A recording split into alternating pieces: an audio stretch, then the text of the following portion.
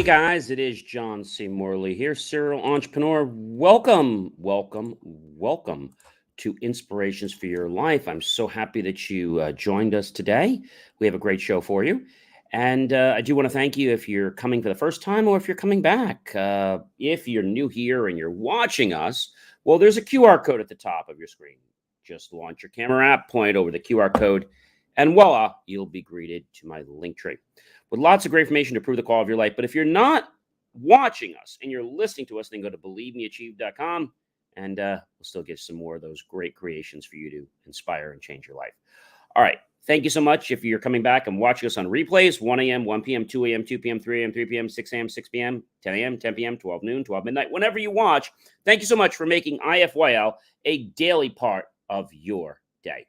All right, ladies and gentlemen, let's get right into our master topic. I'm excited to share it with you. Understanding the power of what we think and say. Series 2, Show 19, and we are on, episode number 7.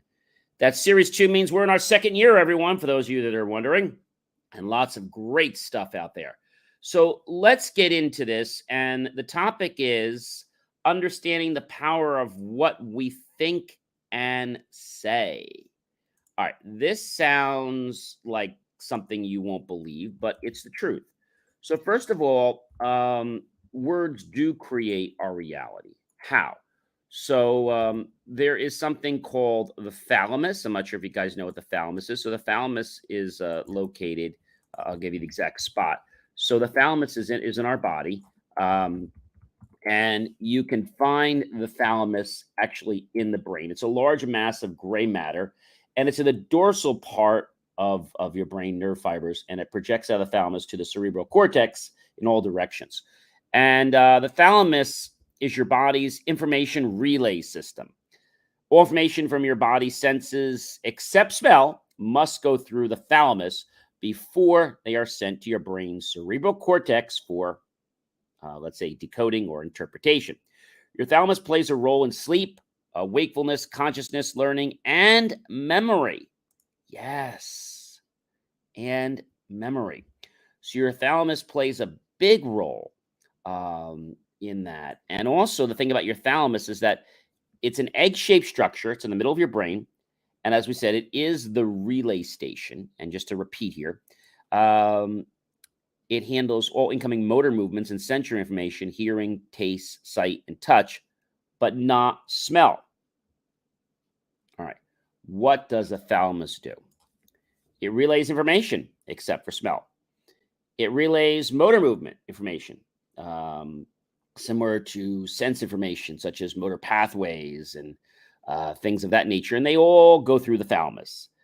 It prioritizes attention. So it's like a traffic cop, and it says, hey, you're more important. I'm going to take care of you first, then I'll take care of you. It is very involved with our role in consciousness. It's responsible for keeping us awake and alert, and also helping us with our cognition and our memory.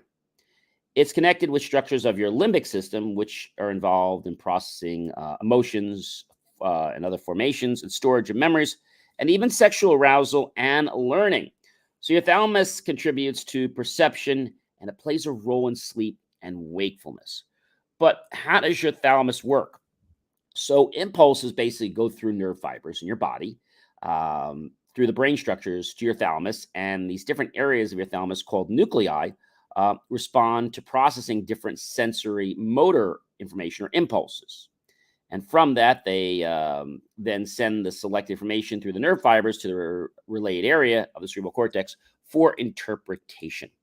All right, so I brought that into play because it's really important that we understand our thalamus. And our thalamus will change in response to your conscious words, thoughts, and feelings over time. That's pretty cool that it actually can do that.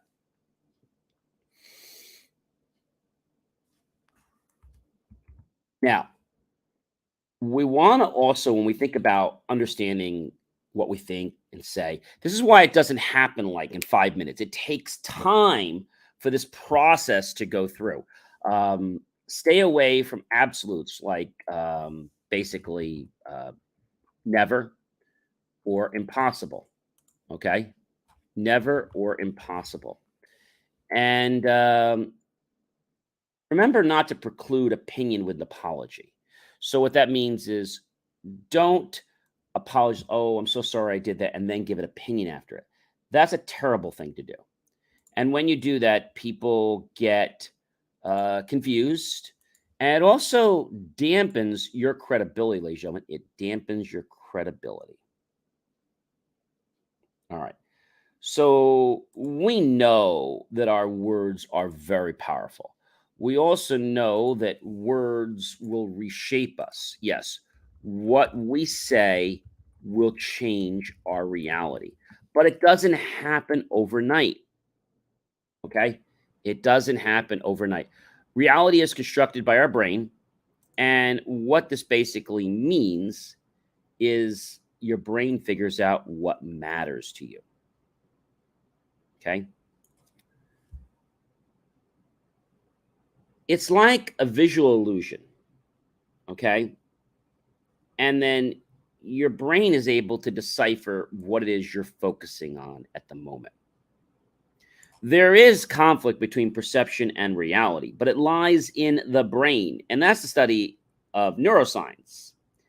And so the thing that's interesting is that perception, or the perception science, provokes many questions. If science tells our brain to make up a story about reality, shouldn't we be curious about it or even seek out the answers to how the reality might be wrong?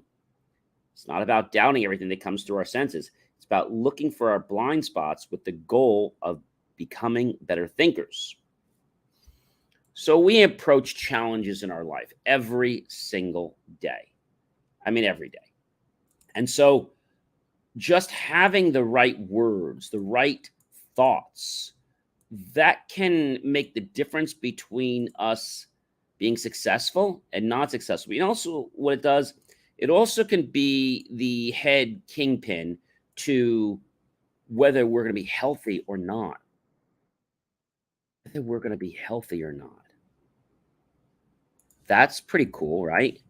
So you're probably saying to me, John, this sounds like something I'll read in a science book. Well, yeah, you would read this in a science book. And I think the interesting part about this is that our brain evolves every single day. Yes. Our brain and words create our reality. So it's constructed in the brain, okay? And words create our worlds, as we've learned from psychology today. I think the biggest challenge for some people is that they don't realize what they're doing. They don't realize that these words are actually setting a precedence for who we are. When we transition to a new thought, it's like we transport ourselves. Now, thought is something that's been around for a very long time, and words have been around for a very long time. But why is it that people don't achieve their goals? I'm going to tell you, it's simple. See, what they wind up doing is they don't see it happening. And because they don't see it happening, well, then they suddenly decide that they're going to do something. They decide they're going to do something. And when they decide they're going to do something, they figure out what's going to happen. They figure out what's going to happen.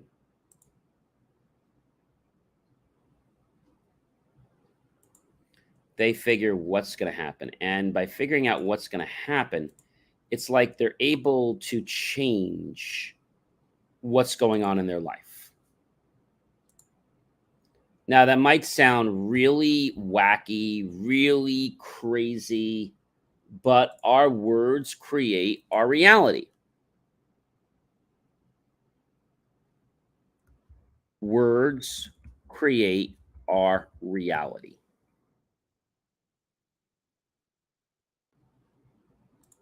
Words create our reality because they affect our neurological, our physical, our biological part of our bodies, and they allow us to change. They allow us to change. Your life will move as your words prescribe.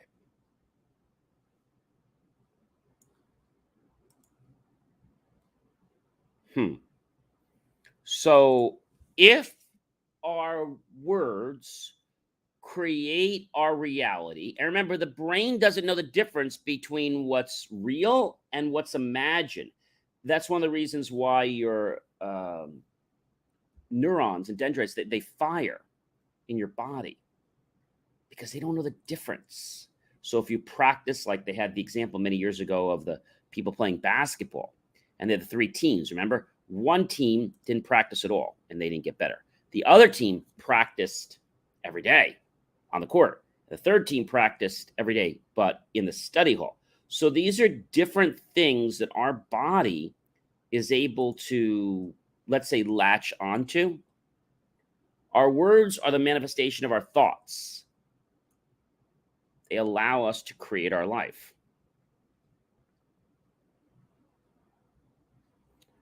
But sometimes we get hooked onto a negative word, and that negative word has the ability to pull us down. Now, if you remember the other day, I talked about spiraling, all right? And I want to talk about it again because it's really important. So you get up in the morning and maybe you bump your arm, you bump your leg, I don't know, you bump something. And you're saying, gee, it's going to be a terrible day. So you rub your feet, and that pain goes away, but you carry on that emotional thought. Everything else in your day goes bad. Maybe you broke an orange juice glass, or you got milk on your pants and you had to change. Everything has a connection. So words create our reality. Words allow us to connect to the reality that we maybe don't see in the world with our eyes, but we see it in our mind. Our vision sees what's in the world, okay? But we're not seeing reality. It runs 100 milliseconds behind the real world. That's amazing. So according to, and I'll quote Sunny Downstate Medical Center, according to Susana Martinez Conde, and I quote, "We don't have the necessary machinery, and we wouldn't even want it to process carefully all of the amount of information that we're constantly bombarded with." So many thoughts go in your head, and so many thoughts go out.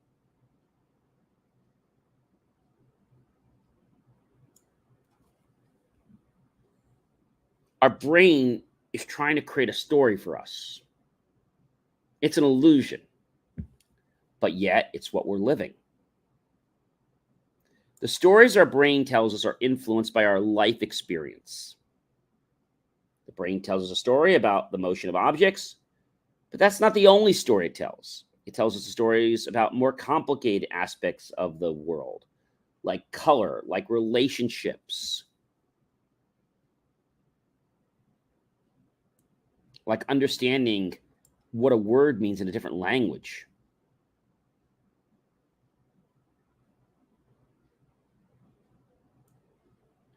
Remember what happened in 2015 when a bad cell phone photo of a dress, that's right, in the United Kingdom store, divided people across the internet?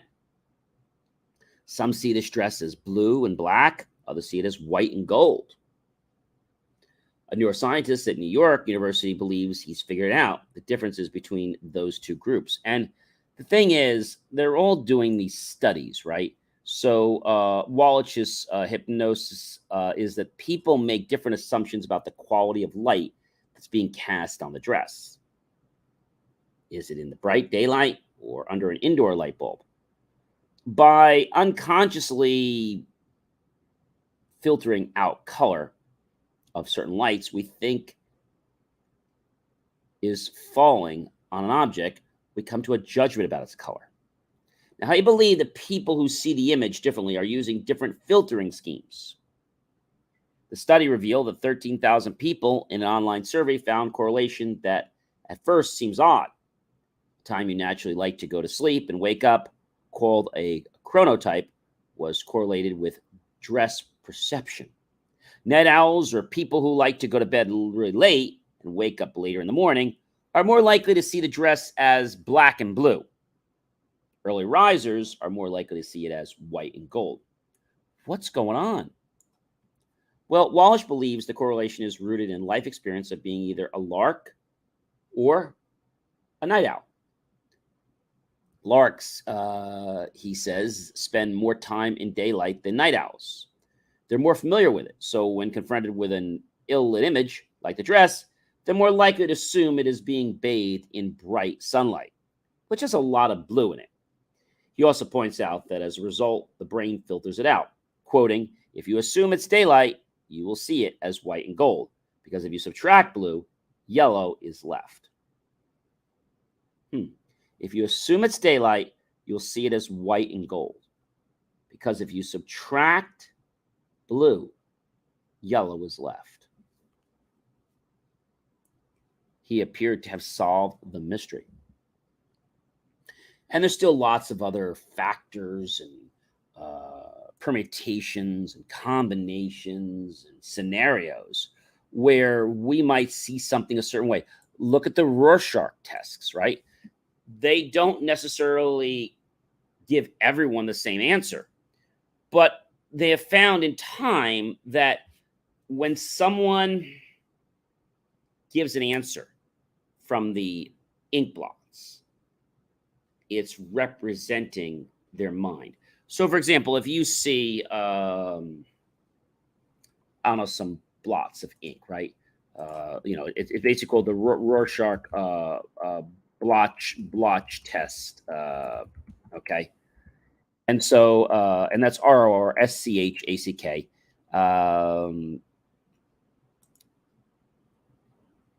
You look at them, and when you give an answer, the examiner first gives you one card at a time and asks you, what might this be?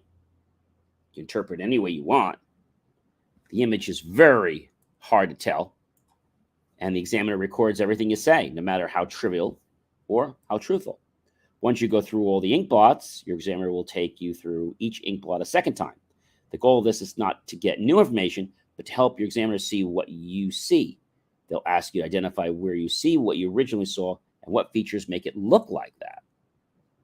So content refers to the name or class of objects user responds. Some common content includes a whole human figure, human detail, incomplete human, a leg, form without a body part, human detail, fictional or mythological, animal detail, incomplete animal forms, etc. Even sex, anything involving sex organs, activity of a sexual nature, or sexual reproduction. Anything astronomical or weather-related, planets, water, rainbow. So some responses are quite common, while others may be a little bit unique and kind of out there. Identifying the location of your response is another element scored in the Rorschach. Location refers to how much of the ink blot you used to answer the question. D, if a commonly described part of the blot was used. D, uppercase D, lowercase d, if an uncommonly described or unusual detail was used.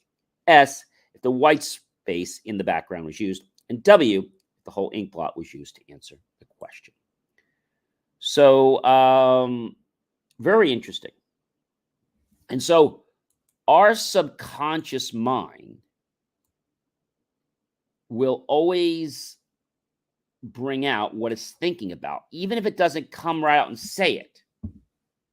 So I want to encourage you, ladies and gentlemen, to really value the words that you use in life, because when you do, you will hit your target.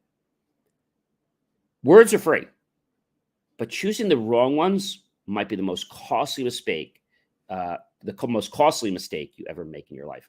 I'm John C. Morley, serial entrepreneur. It's been a privilege, been a pleasure, been an honor to be with you this fantastic, amazing evening. I hope you'll like, love, support the channel. Definitely comment below. Yes, of course.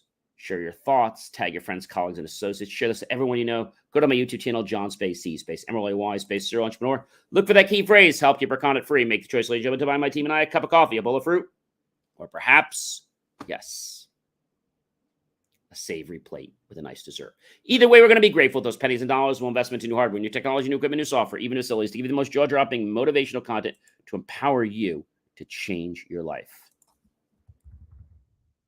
Thanks so much, guys, and feel free to watch this as much as you want because there's a lot of nuggets in here.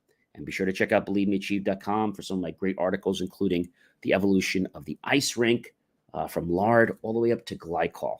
Some amazing things. So open up your mind and realize there's information that you can learn about anything if you just give yourself the chance. Have yourself a great rest of your day, and we'll talk to you tomorrow. Be well, everyone.